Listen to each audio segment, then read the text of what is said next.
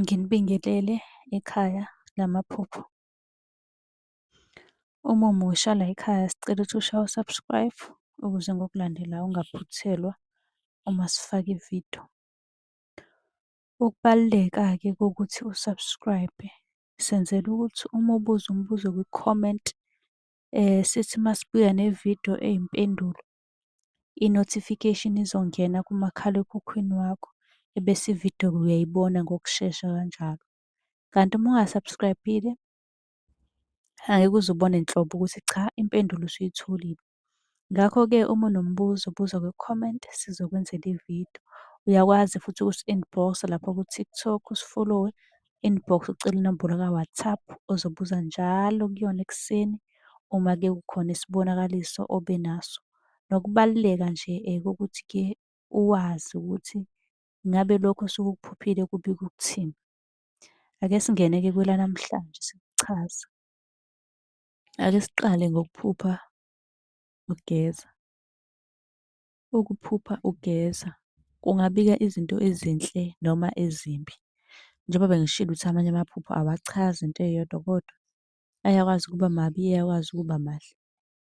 Uma nigeza emfuleni nibabili, lokho kusuke kubika ukuthi-ke kumele nihlambulukelane nalowo muntu ombonayo ephusheni. Ukugeza ngamanzi amnyama angcolile kubika into embi ezokuvelela.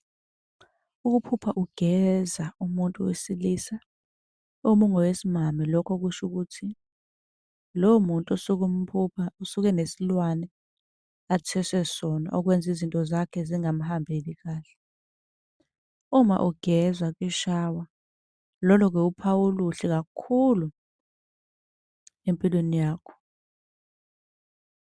Kusho ukuthi-ke kusazoba isikhathi kunesikhathi sokuphela kobunzima bukhona nje, khona ubunzima obuzophela.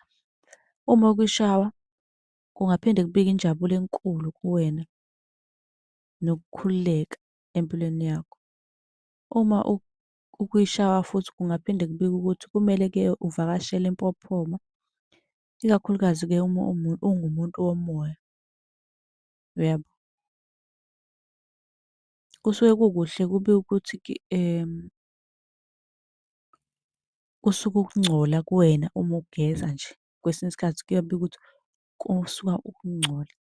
Kumele ulindele izibusiso ney'nguquko ezintsha empilweni yakho, uyabo. Besicela ukuthi uma unombuzo ubuze kwi-comment, sizokwenzela yakho ividiyo siyifake ku-YouTube. Kanti uyakwazi ukucela inamba lapha ku-inbox ku-TikTok. Usilandele ku-TikTok, usilandele ku-Facebook, sichaza amaphupho 2, usilandele naku-YouTube, u-subscribe ukuze ungaphuthelwa noma ngabe nini mhla .